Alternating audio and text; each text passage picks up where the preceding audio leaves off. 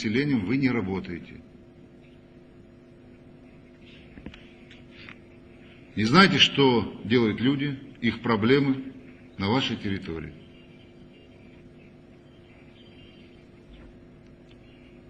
Участковые, мы уже говорили на эту тему много раз, участковые уполномоченные, никто их не знает. Кто знает своего участкового? Население не знает, может быть, кто-то из глав сельских администраций кого-то видел. Этот институт, когда он начнет работать у вас? Институт присяжных заседателей. Людям предъявляют обвинения за бандитизм, за расстрел людей. И поразительная ситуация. Посмотрите, вот люди, у которых погибли люди, они сегодня защищают бандитов.